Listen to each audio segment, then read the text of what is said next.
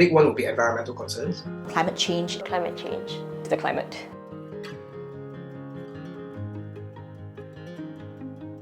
Material circumstances, and things like housing. That's of course the biggest issue. So I think a lot of youth are right now very anxious about whether they can live the same sort of middle class lifestyle a lot of their parents did.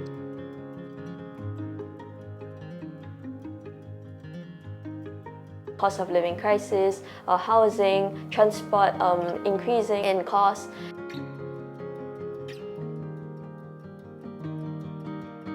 Domestic violence is a big driver of housing insecurity.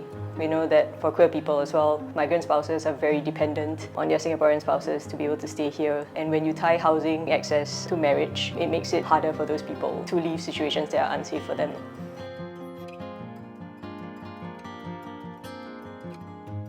Social inequality. It's encouraging, right, for us to really envision and aspire to a world that we really leave no one behind.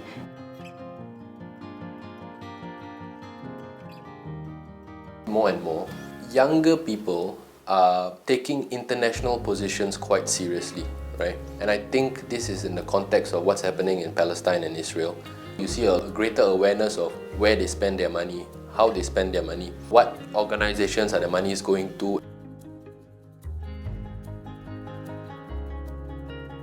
When it comes to the politicians, the considerations can be very different, and it may not be at the speed that we all would really desire. But of course, I think it's an ongoing journey. Many different ways they have shown that they really care about the climate. I think the real conflict and the tension that comes about is when everybody has different ideas of what a good climate change policy should look like. We can see quite clearly how, if we track the history of Singapore's environmental policy and so on, right, energy policy, decarbonisation and so on, it's rapidly increased, and I think part of that is down to the pressure from youth. But of course, the youth will always say that maybe it's not enough. I think politicians will have eventually to deal with these issues. These young people, they can be quite well organised, right? When you talk about the Israel-Palestine debates in Parliament, right? Prior to the parliamentary sitting, there was a lot of letter writing campaigns and things like that. A lot of it feels quite patchwork, or putting like a band-aid on like a gushing wound. If we're talking about like LGBT inclusivity, so that's this idea that we're meant to be balanced against other interests rather than being seen as like whole and full participating citizens of the same society.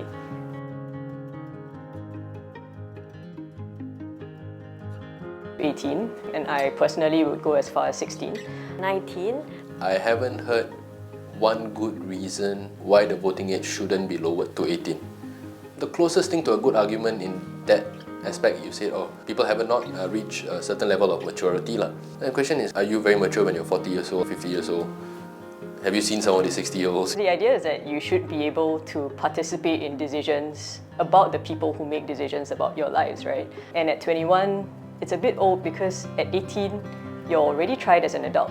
You're already subject to laws. I think at 19 years old is also the key age when they are making other important life decisions, like for example, choosing their course in university, deciding their future life trajectory, as well as going to national service and holding military weapons. I guess lowering the voting age or getting people to vote early affords them an early political education. That's really when you get involved into the electoral process and really feel the buzz of elections and really feel like the responsibility of your vote. That, I think, is a sort of pedagogy for a good citizen. I feel that right now we are comfortable at where we are, but I mean, of course, I don't deny that there could be change in future.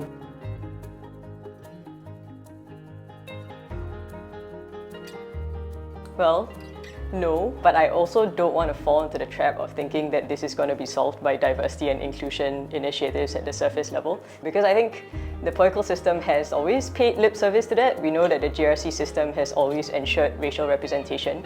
In the past few elections, there's been more emphasis on gender. The next GE, I would not be surprised if the PAP debuted their first openly gay MP or something like that.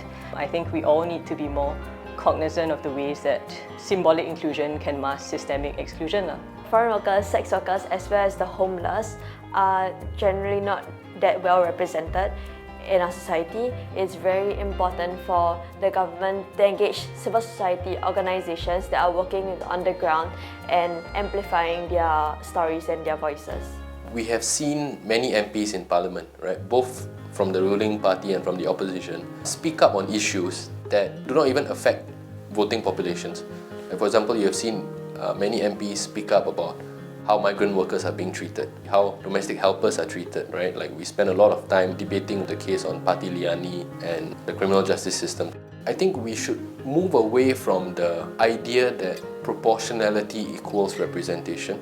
The politics in the last 10, 15 years has been moving, right, in terms of the MPs and so on, that you really get a recruitment from a large range of industries, of walks of life and so on. So in that sense, there is the sort of representation.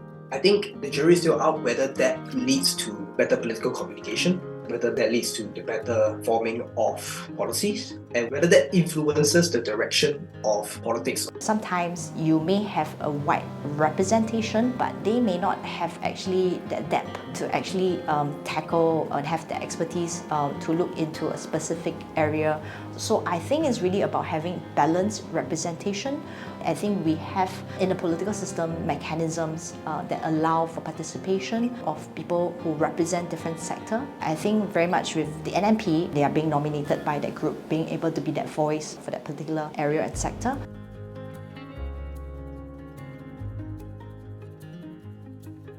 This is very interesting asking from young PAP perspective.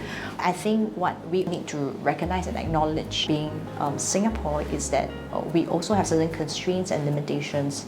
I believe it should be an answer that we all shape together to kind of define what is that right balance of having that right of representation that allows us to be representative and be able to address the key issues that are important for Singapore to succeed. At the same time, I think we also need a political system that is stable.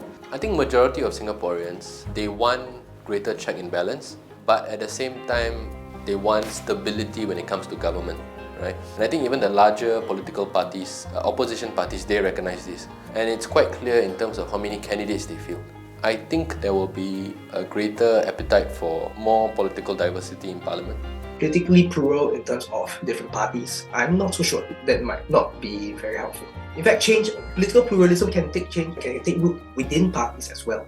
If we mean that there's a greater diversity of attitudes, of different political viewpoints and so on, then I think it's more or less inevitable. The way that society, the way the world is moving and how exposed Singapore is to global trends, to have a greater political diversity. Yes, I think we all can agree that the role of the opposition is very important in Parliament, and I don't believe in own self, check own self. I think the political opposition in Singapore has proved that they are speaking up on issues that may not be adequately raised up by other members of Parliament in the ruling party.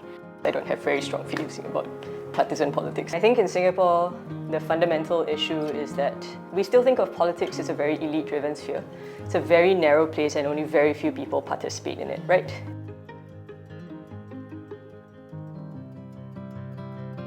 I think one of the concerns that I have more and more is because we expect outcomes relatively fast in the world that we're living today, but the reality with policy changes, with how things really impact society, how policy shapes behavior, I think all these things takes time.